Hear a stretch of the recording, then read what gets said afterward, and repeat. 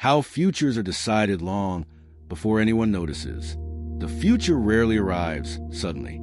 It forms quietly while no one is looking, and by the time it feels inevitable, it has already been decided. This matters now because modern finance no longer shapes outcomes in moments of crisis alone.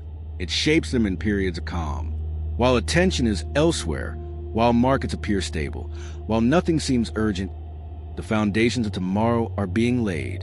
The biggest shifts do not begin with shock. They begin with comfort. They begin in the quiet repetition of ordinary choices, in the extension of familiar rules, in the slow hardening of assumptions no one pauses to challenge. To understand how futures are decided early, we have to abandon the idea that the future is built through bold events. In reality, it is built through repetition, through small choices made consistently, through incentives left unchanged, through assumptions that quietly harden into structure.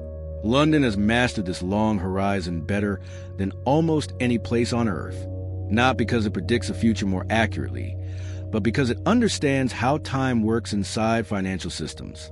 The city knows that what matters most is not what happens next quarter, but what is allowed to persist for years without challenge. At first, these decisions seem harmless, a rule left in place, a safeguard extended, a temporary measure normalized. Each choice feels cautious, even responsible. Stability is preserved, volatility is avoided, confidence remains intact. Nothing appears to change. But beneath the surface, alignment is forming. Capital begins flowing in familiar directions. Risk concentrates where it feels safest. Innovation slows where it feels unnecessary. These patterns repeat quietly, day after day, and repetition turns preference into default. Default turns into expectation. Expectation turns into constraint. By the time anyone notices a shift, the future has already taken shape. This is the first reveal. The future is not created by dramatic decisions. It is created by the decisions that never feel dramatic at all. And the longer they go unquestioned, the more permanent they become. These early decisions rarely feel consequential. They do not arrive with warnings or flags.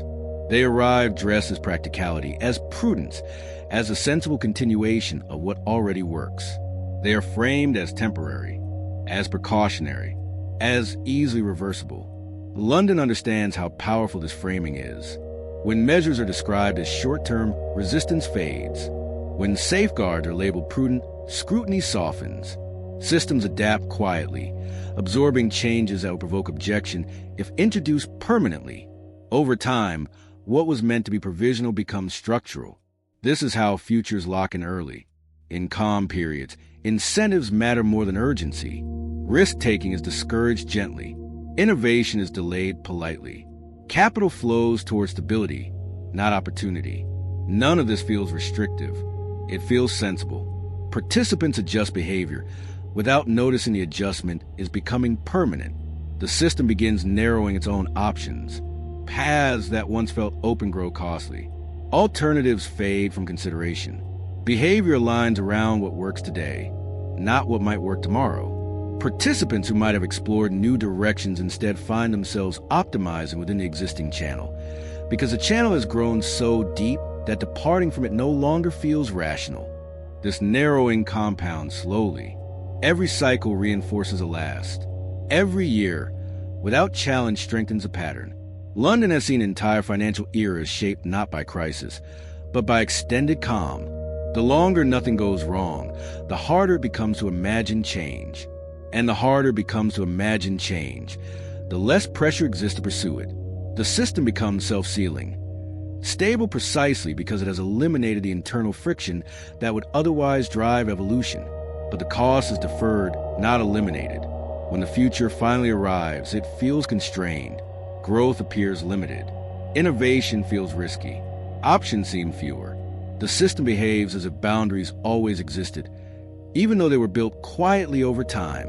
The participants who inherited the structure did not create those boundaries. They simply never questioned them, because nothing in their experience suggested they should. This is the danger of early decision-making. Not that it creates immediate harm, but that it removes flexibility before anyone realizes it is gone. Flexibility disappears without announcement. It is not taken away. It is allowed to erode. Each small choice that favored familiarity over exploration removed a little more of it. By the time the cost becomes visible, the erosion has been happening for years. And once flexibility disappears, reversing course becomes far harder than preventing the lock-in ever was. The conflict emerges when the future begins pushing back. What was once comfortable starts feeling restrictive. Growth slows in ways that models struggle to explain. Innovation meets resistance that feels cultural rather than rational. The system still functions, but it no longer adapts easily. Decisions made years earlier begin shaping outcomes in the present. The past is now running the present, and the weight of accumulated choices becomes harder to ignore with every passing cycle. London recognizes this moment clearly. It arrives quietly, without crisis or collapse. Participants sense that options have narrowed. Familiar strategies deliver diminishing returns. New ideas feel incompatible with existing structure. The environment that once rewarded caution now punishes experimentation. The rules that once protected the system now define it. There's a difference between the two, and the moment that difference becomes felt is the moment urgency finally enters the room. This is when early decisions reveal their cost. Safeguards that preserve stability now limit flexibility. Rules that reduced risk now block opportunity. Defaults that once felt prudent now feel unavoidable. The system that was built with care now resists the very adaptation it needs to remain relevant. The system begins defending its past choices. Not consciously, but structurally. Incentives resist change. Processes favor continuity. Memory overrides evidence. The future is no longer open. It is constrained by yesterday's calm. This creates tension. Those who benefited from the existing structure want to preserve it. Those who need change feel trapped by it. And the system itself resists admitting that safety has become limitation. The conversation about change happens at the edges, while the center continues operating as the conditions have not shifted. This asymmetry is itself a product of the early decisions. They concentrated the benefits of stability at the center and pushed the costs toward the periphery. London understands that this is the most dangerous phase, not because collapse is imminent, but because correction feels optional. Nothing is visibly broken. No emergency forces action. The system can continue operating, just less effectively, less creatively, less responsively. The danger is not catastrophe. The danger is slow irrelevance. A system that continues to exist, but gradually loses its capacity to lead. And the longer this phase lasts, the more difficult change becomes. Because futures decided early do not announce themselves as mistakes.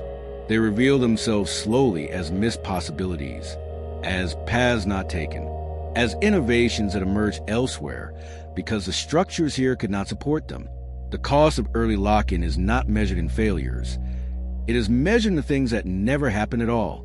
The climax arrives when the cost of early decisions becomes undeniable, not through collapse, not through panic, but through constraint. The system reaches a point where progress feels harder than preservation. Opportunities exist, but they no longer fit. Innovation is possible, but it clashes with structure. Growth is imaginable, but it requires undoing choices that once felt responsible. The future pushes back against the past. London understands this reckoning. The city knows that long-horizon systems do not fail loudly. They age. They accumulate assumptions. They reward what worked yesterday and quietly resist what might work tomorrow. And when pressure finally demands change, it is not a question of whether adjustment is needed, but how much flexibility remains to allow it. This is a resolution of futures decided early. Change becomes possible only when comfort is questioned, when stability is re-examined, when assumptions are treated as choices, not laws. The goal is not to undo the past, but to prevent it from fully owning the future. London's advantage is not foresight. It is willingness to recalibrate. The city has survived centuries not by predicting the future, but by revisiting decisions before they harden completely, by allowing friction back into systems that grew too smooth, by reopening paths that closed quietly during calm. The willingness to ask uncomfortable questions during comfortable times is the rarest and most valuable discipline a financial system can develop. The lesson is precise. The future is not shaped by what we fear. It is shaped by what we allow to persist unquestioned. Every period of stability is writing rules for tomorrow. Every temporary decision is asking to become permanent. And every calm moment carries the power to narrow or expand what comes next.